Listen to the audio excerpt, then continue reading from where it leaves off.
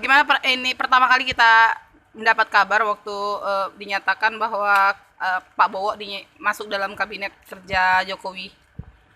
Rasa seneng sih, bersyukur ya, bersyukur banget ya.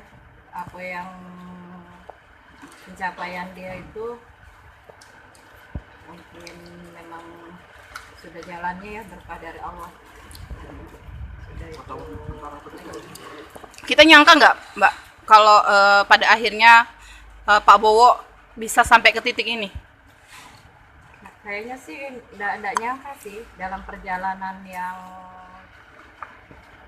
sampai sekarang yang sudah 3 periode ya dia jabat jadi anggota dewan. Cuman satu pesan ke dia tuh cuman jalanin amanah yang sudah Allah kasih dengan sebaik-baiknya. Sehariannya ya biasa kayak anak-anak lain, ngaji, sekolah, kegiatan hobinya main bola kan, kecil-kecilnya karate,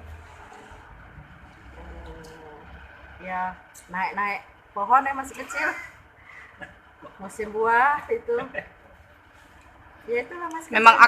Memang aktif sejak kecil ya, Mbak? Ya kalau untuk pemimpinan dia memang udah aktif dari kecil kok, memang jiwa pemimpin dia.